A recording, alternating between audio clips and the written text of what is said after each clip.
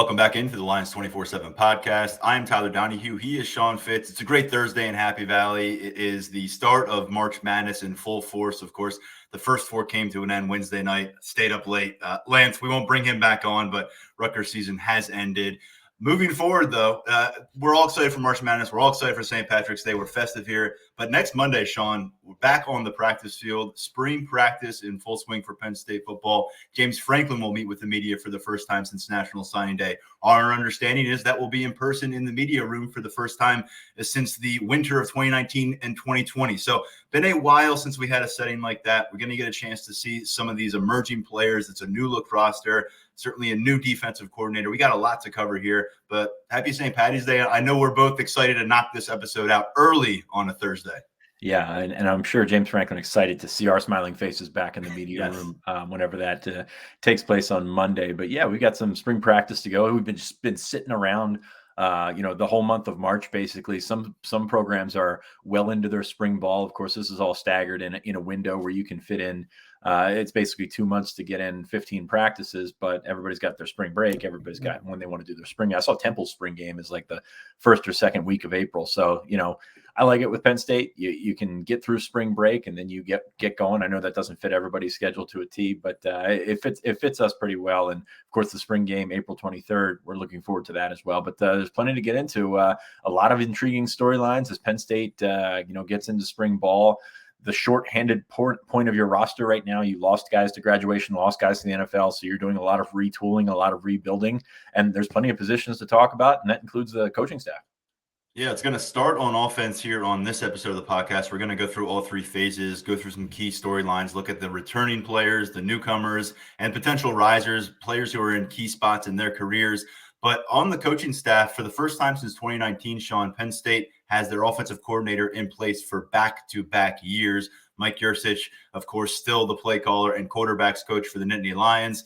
It's been a revolving door at that spot. It's been the same guy at quarterback, but Mike Yurcich is here. And despite the struggles of last year, a lot of us wondered what might happen coming out of the season.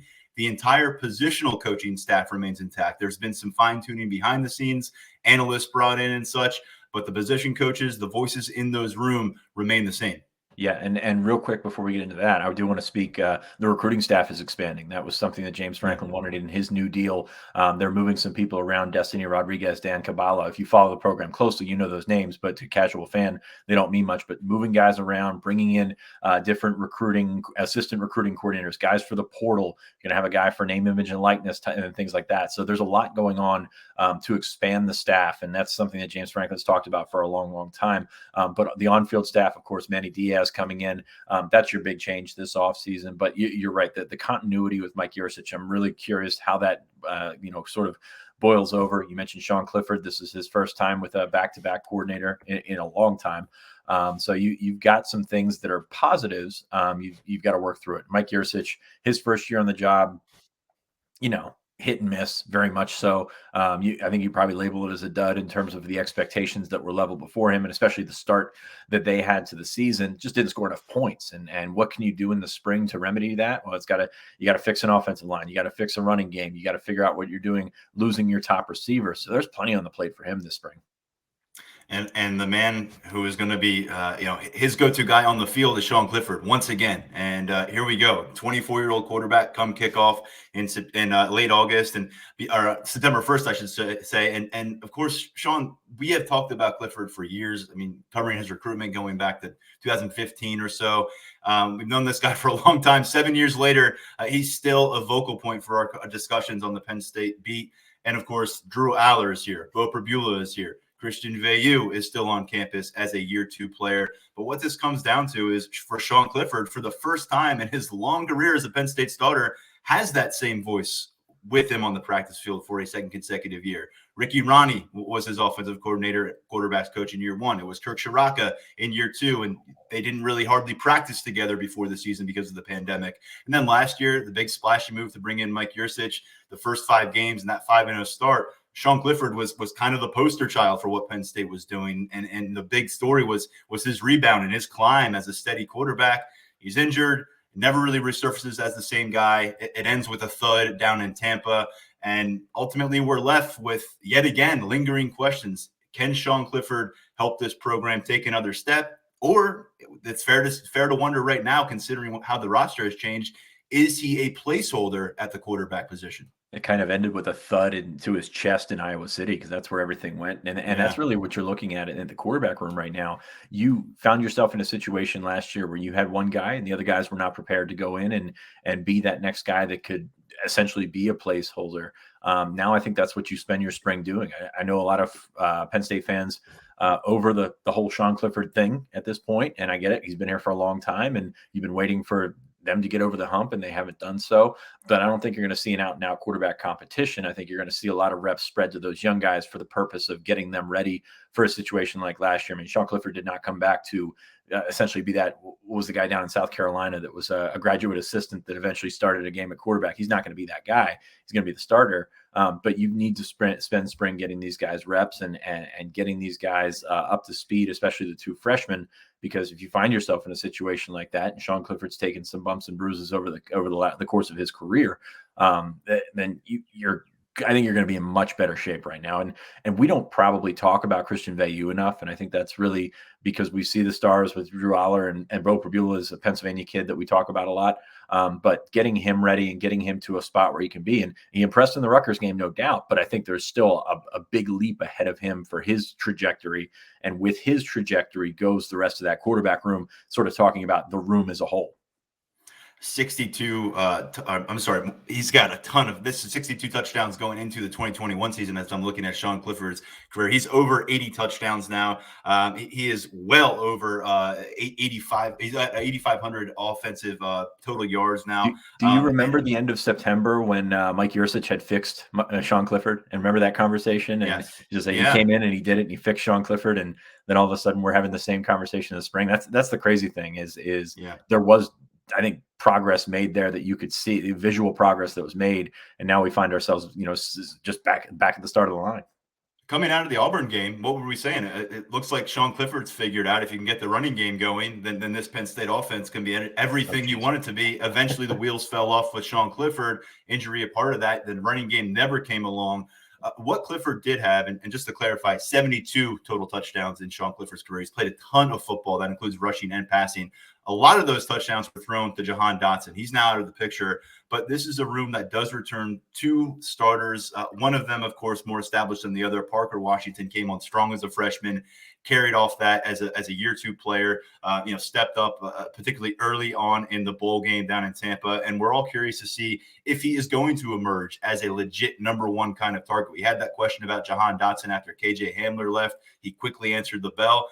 Keandre Lambert-Smith, certainly the inconsistencies more prevalent than what we've seen from Parker Washington. There's been moments where Lambert-Smith has been called to the sideline and not gone back on the field due to some of those inconsistencies. There's also been flashes from him and some big scoring plays. So those two guys are back. And then at tight end, just talking about some of the weapons in the passing game, I listed for this conversation, Brenton Strange, Theo Johnson, essentially both of them sharing a starting role. You look at the reps that they got last year. No one claiming that, but both of them heavily involved. So put them there. They've played a lot of football as well. So Sean Clifford, despite losing Jahan Dotson, there's a lot of players here that he has thrown to in key situations in Big Ten matchups. And then you got Mitchell Tinsley coming in. I know you're talking returning guys right now. And if you want to talk returning guys, I think Tyler Warren can be factored in there. If you listen to our first episode of the week, we covered tight ends pretty in depth in our 5-star mailbag. But I think that Mitchell Tinsley, even though he's not a returning starter, he is a senior. He's been around for a while. He's caught a lot of passes at Western Kentucky. So I think you can factor him in here as a returning guy. But I think the key guy that you throw out there is Keandre Lambert-Smith. I mean, you think that Parker Washington's going to step up, and I wouldn't be shocked if Parker Washington was more productive than Mitchell Tinsley, although we haven't seen Tinsley in action right now, but we have, what we've seen of Parker Washington. We've always loved Parker Washington, but Keandre Lambert-Smith seemed like a guy that was ready to turn a corner and maybe just hedged a little bit and didn't quite get where we thought he would be. Now, of course, being a third receiver is a little bit different than being a number one. But he made some good plays, made some, not so good plays and inconsistency. And I think the mental side of things maybe caught up to him a couple of times. If he can make that leap, he's a very talented kid, very athletic kid, very talented kid. Just very curious what he is. Is he a guy that eventually is a number one? Is he a solid number two? Which there's nothing wrong with that, but you want as many of those alpha guys as possible. So I think that's It's a strong group of pass catchers that are coming back, but you could pick holes in this. I mean, we talk about Brenton Strange and Theo Johnson. They needed to be better, and Tyler Warren, you could lump him in there as well. Those guys need to take a step forward as all around tight ends. But I mean, you're encouraged by the guys that are out there that he can throw to. Can he get him the ball? We'll talk about that. Can they get the run game to take the pressure off the outside guys? We'll see if that we'll see if that's the case in September as well. Keandre Lambert-Smith last year, 34 catches, 521 yards, 3 touchdowns, one of which came in the Outback Bowl. Those numbers and that production was as good as Penn State has gotten out of a third wide receiver in about a 5-year span, Sean. But when you look at how it worked out for Keandre Lambert-Smith, he had 2 or fewer catches in the final 4 Big Ten games. So we didn't really see that final stretch that he carried momentum. I know he scored down in the Outback Bowl, but you have some questions about that. Can he solidify himself? You've got guys like Malik Mega, maybe Harrison Wallace, Mitchell Tinsley on board now. So we'll find out and how Keandre Lambert-Smith responds to some of that competition. I know that Taylor Stubblefield challenged him a lot last year to take a step. I think there's probably looking for the next nudge now forward for the former 4-star prospect. The offensive line, of course, outside of Sean Clifford and the quarterback spot, maybe that this is actually overtaken the Clifford commentary, is the offensive line and what comes next after what happened in 2021. They've got 2 returning starters in that group.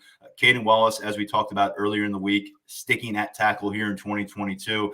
Came on as a starter a couple of years ago as a redshirt freshman, stayed in the starting lineup throughout the 2021 season. And then Drew Scruggs, great comeback story that we've covered quite a bit, emerged as a starting right guard last year, then ended up as the center, which is where we project him to remain heading into the spring. So, Sean, we have a lot of things to get to in the storyline portion of offense, but these 2 guys are back, and I think you're looking for a big – you want to see Caden Wallace flash exactly what we heard from Chuck Losey, that new gear.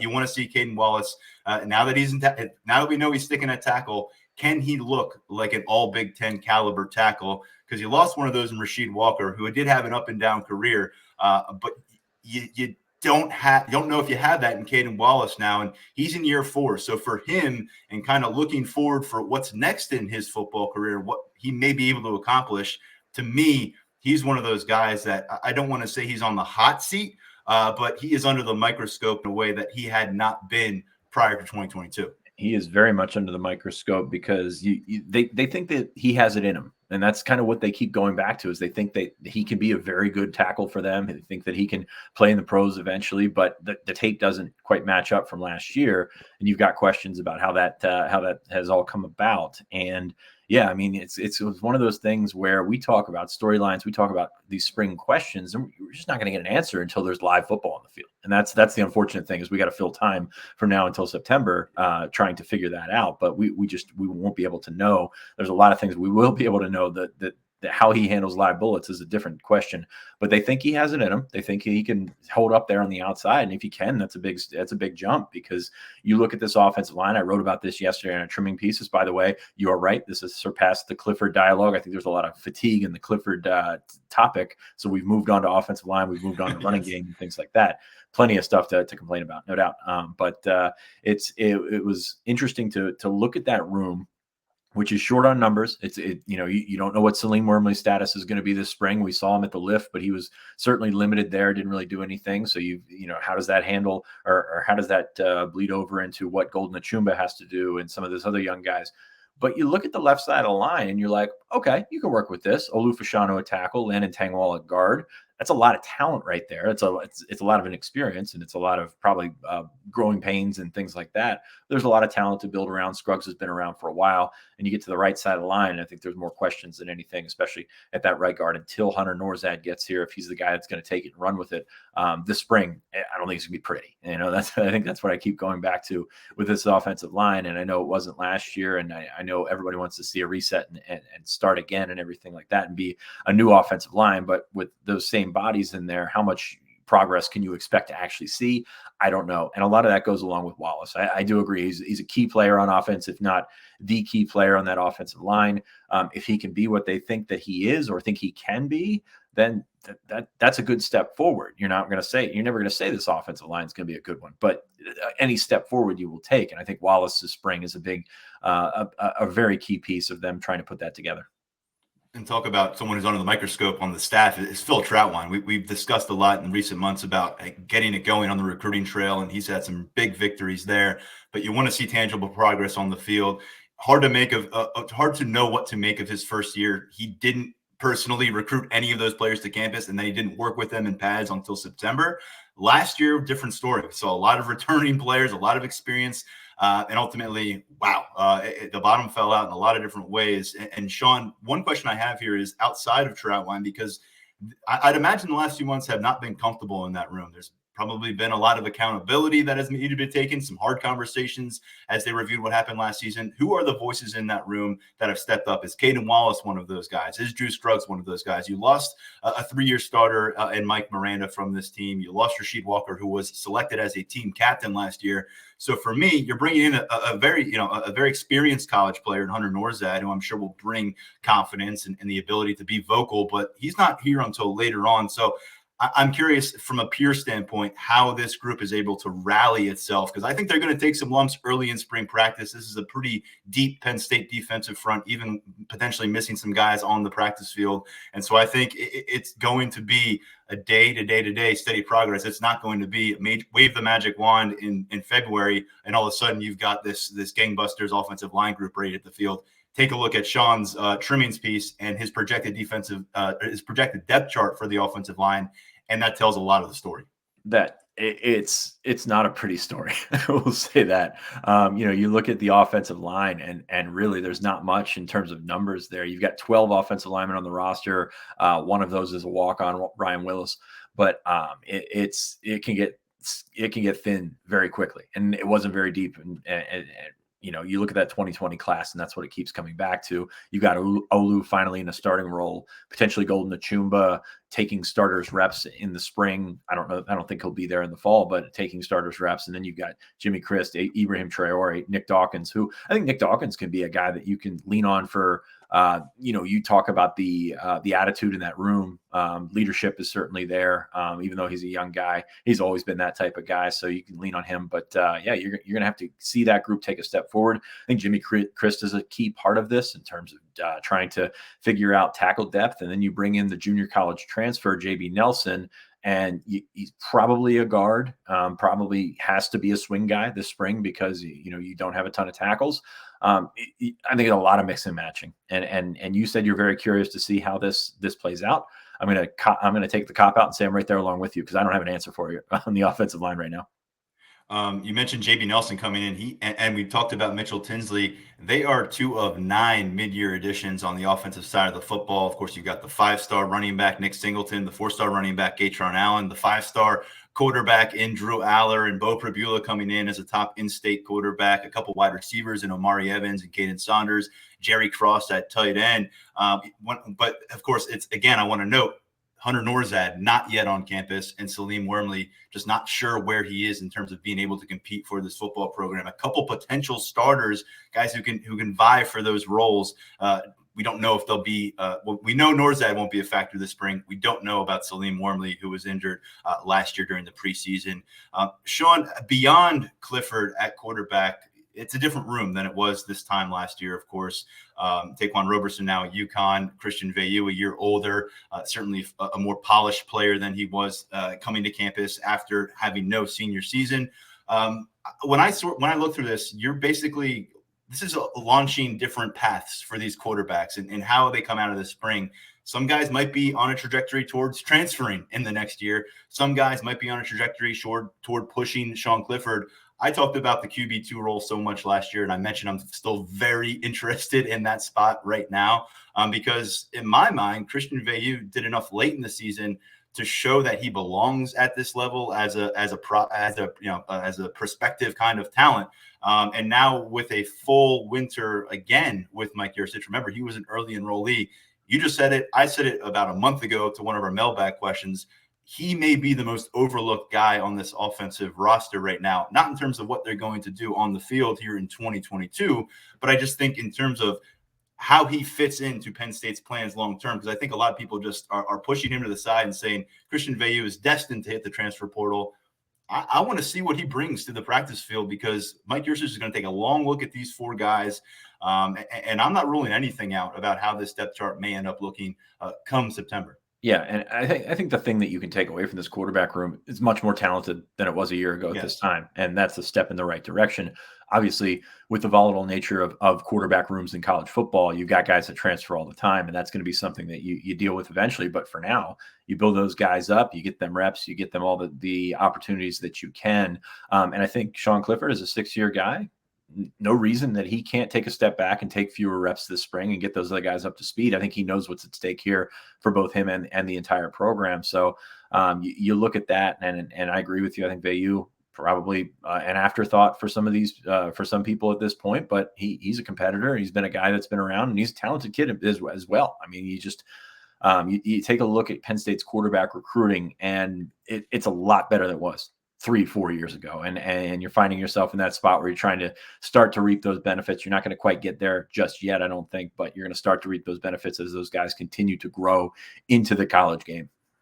We talked about how the schedule shapes up and maybe how that dictates people who want to see an open competition and maybe a true freshman win this job. Penn State opening on the road on a Thursday night in the Big Ten at Purdue, and then 2 weeks later heading down to SEC territory to play Auburn on the road. Just a couple of things to keep in mind as Penn State assesses their quarterback position. And again, Sean Clifford, his next start will be number 34 in a Nittany Lions uniform. We talked about running back, tight end a lot. You need bounce back from those units. We spent a lot of time on tight end last episode. Just quickly at running back, Kevon Lee, the most accomplished guy back. Nick Singleton, the most buzzy member back. Katron Allen, let's not forget about him. And then two players that I think it's fair to wonder how they come out of this spring could really dictate whether they're here in September. Devin Ford, Keziah Holmes. Keziah Holmes essentially tucked away on the practice field for his entire second year on campus. And Devin Ford, who came to campus with a lot of fanfare in 2019, really been relegated to a reserve kind of running back despite getting his opportunities. So 5 guys here. Jaywan Sider, I'd imagine, is as motivated as any position coach on the staff after what he encountered in 2021. And they've got to come up with an answer here if they want to get it going. Certainly do. And again, until we see these guys carry the football, especially the guys that have been on campus, I'm talking about Lee, I'm talking about Ford. We're excited to see the freshmen, no doubt, but these guys that have been on campus before, some of them have produced, some of them have not. And then you've got Keziah Holmes, who really just another afterthought on this offense because he did redshirt last year. He was supposed to be the big play guy. He's supposed to be the speed guy coming out of Florida, can run away from defenses, and just hasn't really, I don't want to say hasn't developed, because he has gotten bigger. He has gotten noticeably stronger, I think. But you've got kind of got a different back to work with right now. So, after last year, kind of gun shy on the talent of this room. I think it's there. I think it's certainly possible, but running behind that offensive line obviously doesn't help. And, mixing things up and bringing in a 5-star freshman is going to change some things and change some outlooks in that room as well. But I'm excited to see those young kids and see what they can do. Well, a lot to know on offense, and that's just kind of skimming the surface for now. We'll dive into more details as spring practice progresses and we get some more feedback on some of the younger players and maybe risers in some of these rooms. But let's switch over to defense for now, Sean, where there was a major shakeup at coordinator. Brent Pry, the longtime James Franklin assistant, a longtime member of Franklin's inner circle, now the head coach at Virginia Tech. We wish him well down there, but it's a new era for this defense. Manny Diaz is in after a really ugly ending to his head coaching career with the Miami Hurricanes. He's also coaching the linebackers. Got involved before the Outback Bowl. He was on the practice field down there. We saw him, although it was Anthony Poindexter's job, through the Outback Bowl. It's now Manny Diaz's job, and he's got the keys heading into his first practice on Monday.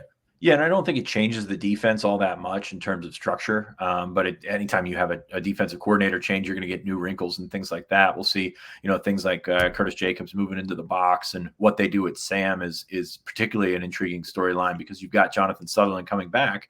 And you think what you've got with Jonathan Sutherland, and there's certainly questions to follow up with that. Where's Jamari Budden at behind him? Do they switch and get Daquan Hardy on the field as more So I think you kind of start at the middle there in this Diaz thing, see what he can do with the linebackers. Of course, Stacey Collins coaching there as well with the nickel outside linebacker, whatever his job title is. I forget off the top of my head. But you've got so many things, and it's kind of taken a ripple effect from that linebacker spot because you still don't know who your Mike is. That's a very important thing to nail down. Kobe King, Tyler Elsdon, the two that we're pegging as guys that could play in there. But you got to figure out how those guys can take a very big step in a short amount of time. As young guys that haven't played much, I know it was great having the veterans last year. Ellis Brooks played a lot of football, but that's kind of the flip side of the veteran thing. You play a lot of football, you have guys behind you that don't play a lot of football, so you got to get those guys to grow up quickly. And linebackers, to me, I mean, you're talking about spring storylines. They don't have great numbers. They don't have great experience. I think Curtis Jacobs can be a star, but beyond that, what do you got? And they've got some things to sort out in the middle there. We talked about Tyler Elsdon, Kobe King, but they also are in pretty good shape at the front level in terms of what they have in the middle. PJ Mustipher is back. To what extent he'll be involved in spring practice, we don't know. Limited during winter conditioning, but on track, it appears to be every bit of the playmaker that he was last year if he can come back healthy. Keziah Izzard, I threw in as a returning starter because that's really what he became during the second half of the season last year. He was the guy who primarily stepped up. Devon Ellis, of course, was heavily involved in the rotation, but it was Derek Tangelo and Keziah Izzard for the most part. And I thought Izzard was a guy who made a good impression year one on campus, and year two, I thought it went pretty exceedingly well for him, all things considered. And that's kind of going to lead to a later discussion here. That defensive tackle room, and because of some of the versatility you have with guys who are maybe swing linemen, it just feels like it's in a better spot on the depth chart than it has been in recent springs. It's growing. It's going from that spot that had 27 scholarship guys or whatever it was to cultivating the depth that you need while some of the guys that were in there that weren't playing are no longer here. So you feel good about Keziah Izzard. You feel good about Devon Ellis. Both of them got extended run during the year, especially after Mustipher went down. Certainly going to miss Derek Tangelo in there, but you give those guys a chance. Then you throw Jordan Vanderberg in there. Can you get Hakeem Beeman back and be any kind of player that you had hoped he had been? And then, I mean, you've got a potential to have a 3 deep there that can actually play. And that's a big difference between having a 3 deep and having a 3 deep that can play. Those guys can set themselves up to be in a quality rotation. Mentioned Vandenberg, Fatoma Mulba. If he can be a guy that just gets in there and eats people up, then that's great to have as a 5th guy. You think back to the Big Ten title run, and Tyrell Chavis wasn't the most the guy that got the most reps, but he did get in there and serve a key role. So as many big bodies as you can throw in there, quality big bodies as you can throw in there, while giving you the flexibility to maybe keep an Amin Vanover at defensive end. We know that defensive end is going to have to be the spot where they have to retool the most and figure out what they've got. We talked about Zariah Fisher on the podcast earlier this week. What does Tarburton and Smith-Vilbert bring to the table? Can they get a pass rush out of that spot because they don't have Ebiketie anymore? Just you look at that, and I feel fine, perfectly fine with defensive tackle. Still have some questions defensive end. Nick Tarburton is a guy that it took a long time for him to get to the point where he broke through, but he did last year. And a big tip of the captain for staying healthy. But bigger story for Penn State was the kind of value that he did bring to the defensive front. And I think beyond his ability to be a disruptive presence, I don't think he's a guy who's going to pile up a bunch of sacks, but I think we've seen with him, he's a consistent and persistent defender. And he's also a guy that has some of that athleticism moving on from the linebacker position early in his career. But with Nick Tarburton and PJ Mustipher, I talked about offensive line, maybe needing to find its way from a pure leadership perspective. I love what they have in this room. I'm sure there are other guys who have come along as leaders and vocal presences, but you've got maybe the best one on the team in PJ Mustipher. And Nick Tarburton carries a lot of weight in this locker room because of what he dealt with, because of how he came through last year. And I think those two being, in every conversation on the field with a group that's going to have a lot of moving parts this spring, a lot of new faces, guys who haven't played much Big Ten football, really important, I think, because you're going to have John Scott, Deion Barnes, and the coaching staff doing their thing. But I like the accountability that's in place because of some of the leadership here. I agree. The leadership, the accountability, all that stuff. I just wonder where the dynamic presence is going to be. And can that be Fisher? Can that be a guy that gets the quarterback consistently? We saw what kind of impact AK had last year, and you can't really measure that. And Laketta as well. I mean, you've got a guy like that just going after the quarterback. And that's, again, when they go to the portal, they're not looking for another Nick Tarburton. They're looking for somebody that can get to the quarterback and be aggressive and go with that. So, that's my question. I agree with all the leadership and everything like that, but can you get to the quarterback? And that's what, at the end of the day, you look at the stat line, that's what's going to matter. Yeah, AK came in here and put up more sacks than anybody in, I think, a 6-year span. And he's gone. Luquetta's gone, and he was really turning that corner, figuring it out. Let me ask you this. Is that the priority number one? We talked about offensive tackle in the transfer portal. Right now, I know a lot of people are grasping at straws with transfer portal. Is edge rusher, how does that fit in need right now? Just below linebacker. I mean, they got to figure out something at linebacker. If they can bring in a guy that's a starter quality at linebacker, that I don't want to say that would solve their problems, but that would go a long way in filling that out. Just because you look at the numbers, and you got basically a 2 deep, but that 2 deep includes Charlie Catcher, who hasn't played a ton of football and has been banged up at times, and Jamari Budden, who hasn't played a ton of football, and he's behind Jonathan Sutherland, who hasn't played a ton of linebacker. So there's so many questions at linebacker, but edge rusher is always a priority. I mean, you look, it's one of the most important positions on the field, and they've certainly set. You take a look at the quote unquote offers that have gone out in the transfer portal. The Murphy twins from North Texas were ones that they really pursued heavily, but they really wanted to get somebody that could get to the quarterback. And you look at other things. I know we talked about Jared Verse from Albany, who eventually transferred to Florida State. They saw him as a guy that was kind of like Tarburton, kind of like Smith Bilbert, a guy that can play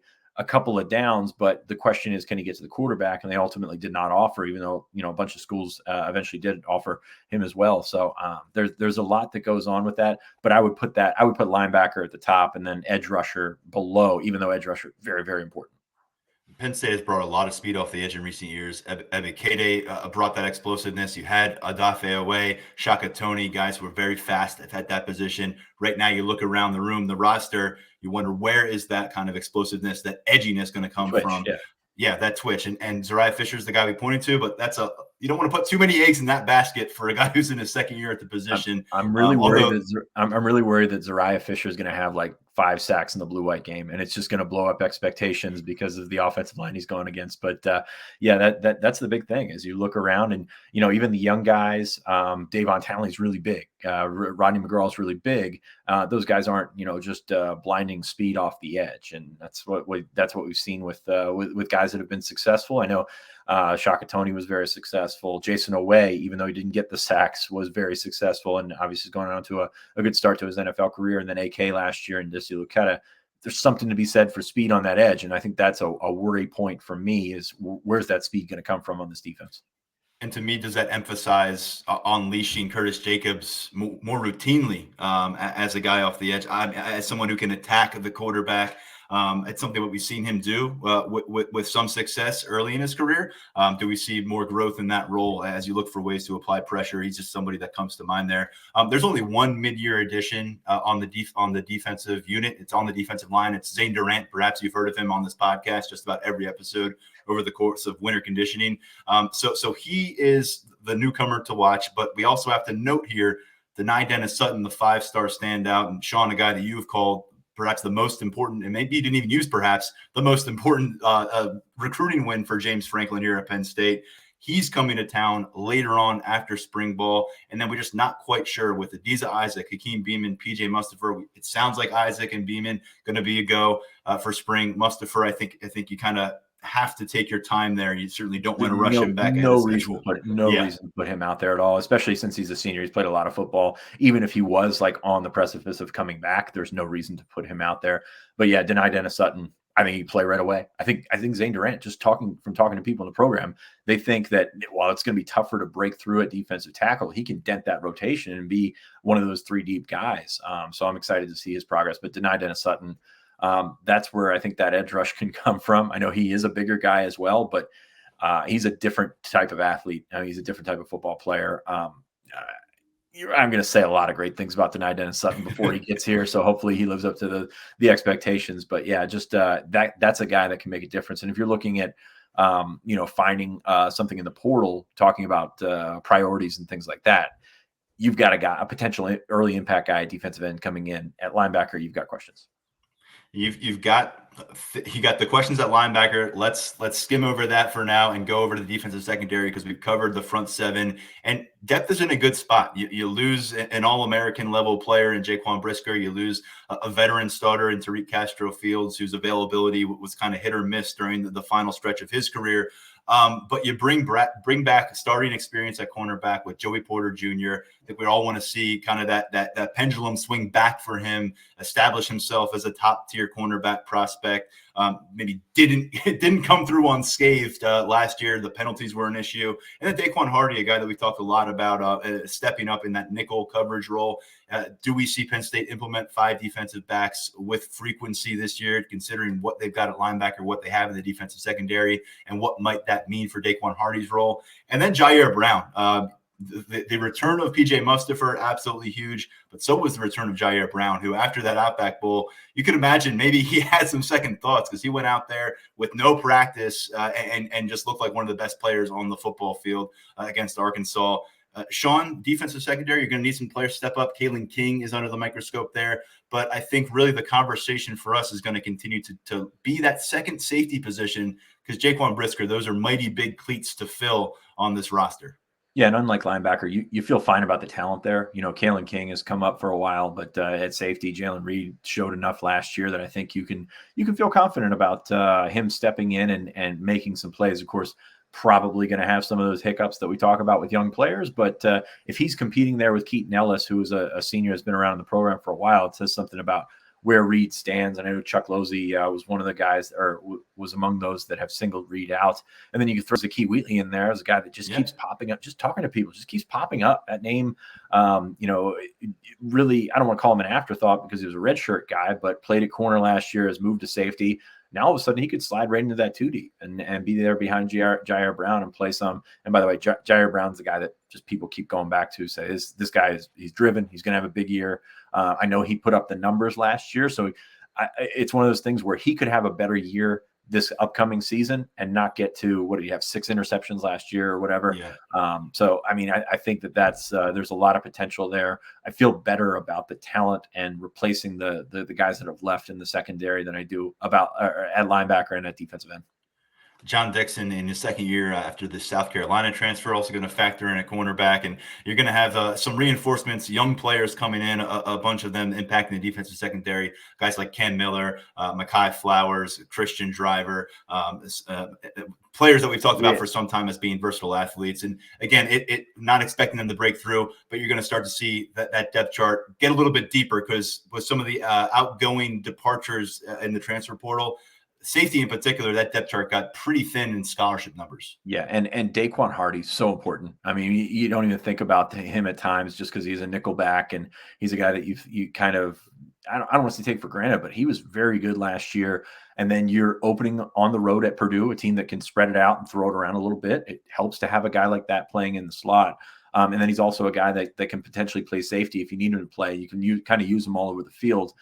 So I don't think he's probably the guy that we talk about the least that could have the biggest impact here. I think Hardy will take us, another step forward and just be a really quality player. I don't know what his NFL prospects are. I don't know where, he fits in the long term, but just be a really quality player. And you certainly need those on that defense.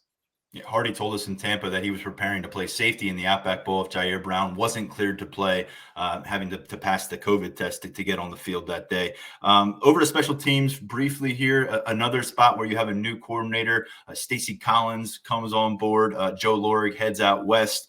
You've got to replace Mr. Do-It-All, Jordan Stout, your kickoff specialist, an All-American punter, and for the most part of the 2021 season, he was also the guy you turn to for field goals and extra points.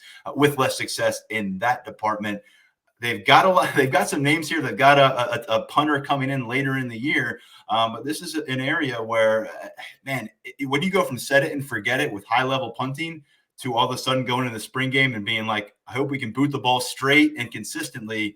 That leaves some room for scare, and Stacy Collins is going to have to figure out where the replacement comes from, and he may not be here yet.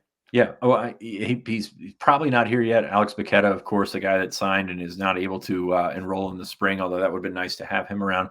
But Barney Moore is going to be the guy, I think, that goes out there. You've got some guys on the roster. Gabe Nwosu, the 6'6", 302-pound punter, is great to be around, great to look at. But Barney Moore, the transfer from Colgate, or transferred in from Colgate 2 years ago, is I think a guy that's probably going to play that role this spring. So I don't want to call him a placeholder because he could very well take it and run with it. We've seen walk-on guys that have done a really good job with that. So he's got an opportunity this spring to give himself a cushion going into that battle in the fall and see what happens. But you've got that at punter. At kicker, Pinniger's coming back. Sanders Sahadak's coming back. Hopefully you can get some competition, get a little bit more consistency there. I mean, I don't care who it is, just make the kicks.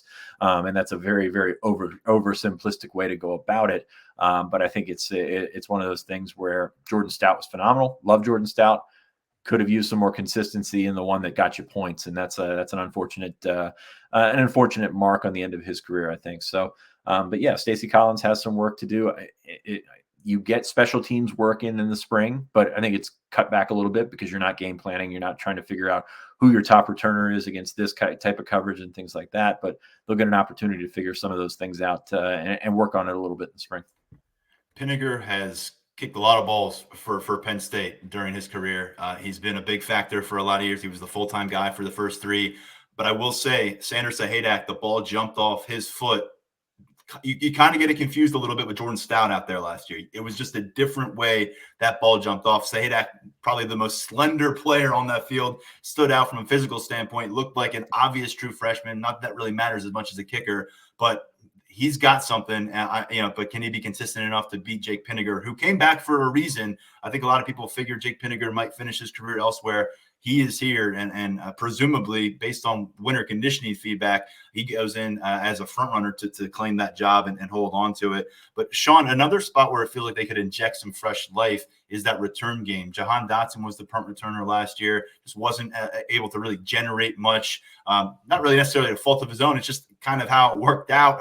And ultimately, he's gone. Parker Washington's here. You've got these playmakers at receiver. You bring in some speed, but I think whether it's kick returner, where we saw Devin Ford factor, and you saw John Lovett back there a bit last year, there is a lot of room for growth in both of those roles. And it felt like last year there were several times where you said, if they can just get a really solid return here and set up the offense, they have a chance. And it just really never happens. Yeah, they did a lot of fair catching and things like that. And a lot of that's analytics based. But I'm very curious if that's the role we see Devin Ford in. I've talked to him several times on the board, people asking if guys are going to be around. I think he's an obvious candidate to not be here. But at the same time, I think there's a role for him. And that could be as a kick returner, third down back type thing. But I think that's his way to getting onto the field, just basically looking at what's in front of him and at running back, or what could potentially be in front of him at running back. But also Keziah Holmes, they like to use running backs back there. I'm curious if Keziah Holmes fits that brand. So we'll see with that with the return game. Parker Washington could be a guy that you put back with punts. But again, that's going to be something probably more for preseason camp. You got to figure out who can catch those punts. I'm also wondering if Daquan Hardy can factor in there. I've talked him up on the defensive side of the ball. Incredibly dynamic returner in the high school at the high school level. So hopefully, for my sake, I'd like to see him back there fielding punts. Caden Saunders is another name I'll just toss into there because he's been talking about us, kind of licking his chops, maybe getting a chance to be a special teams guy at the next level as well, in addition to his offensive role. We'll see how he fares. One of those freshmen. Wondering if Singleton can fit in there as well. If Nick, I know he's a bigger guy, but you take a look at the way to get the ball in your playmaker's hands that's an extra possession, or not possession. That's an extra touch for him. And if you think he's as dynamic as he has seemed to be physically, that might be an intriguing option back there. And maybe because he's not a starter right away in the running back room, but you still want to see him get his hands on the football. I think that could be an intriguing option as well. My last thought on the special team, Sean, I just hope the punting situation without a scholarship player is better than the place kicker situation in the spring of 2018 before Jake Pinniger got to campus. I don't know if you remember that well, but it was a bit of a circus and watching them go through the place kicker drills during those practice periods that were open to the media. I don't like that being your last thought, because that means you skipped another position that is paramount in importance in terms of returning starter. Yes. There. Yes. Chris Stoll, he will be back. Tyler Duzansky's back. Michael Wright's back as well. Stoll's good, man. Stoll is consistent, and he's been a guy that's been around for a long time, and there's something to be said for that. I know we joke about long snappers all the time, but there's something to be said about consistency at spots like that. It's the spot where when you stop forgetting that spot, that there's a problem because there's an issue there. Sean, it's time for a 5-star mailbag. And after we just spent a ton of time discussing who is on campus this spring, this one asked us about players who are not quite yet with Penn State. Here we go. Penn State still has plenty of players to add for the 2022 season after spring ball. Considering that, which later arrival do you consider the most realistic possibility to play early? I'm going to take Hunter Norzad out of the conversation right now because I think that's an obvious one. You look at, his potential to come in and start right away is certainly there. But beyond that, I look at the guys that are coming in right now, and I go right to Deni Dennis-Sutton. I think there's a big gap between him and that next group, which could include a Cam Miller, as you mentioned, at corner.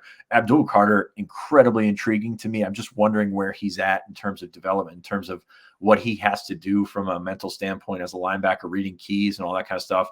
Physically amazing. I'm just curious to see where he fits in the linebacker chart, or if they just put him right at edge rusher right away, which I think he could do that as well.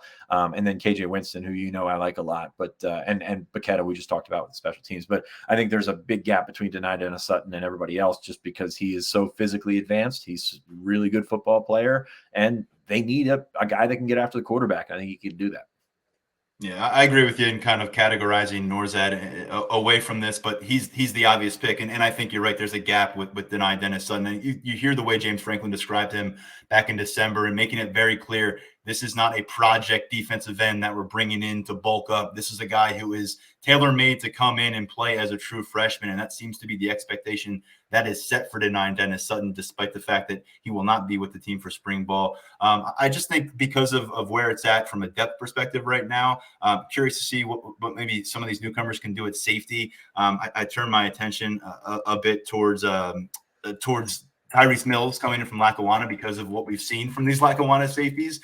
Clearly, the track record has been excellent. Can he come in and maybe establish himself as a guy who can be a valuable backup off the bat? You're looking for kind of reinforcements there at safety. But really beyond that, it's hard to pinpoint. KJ Winston, who I know you're high on because of the versatility he possesses, I'm interested to see what they think about him. Is he a safety? Do they see him maybe moving up?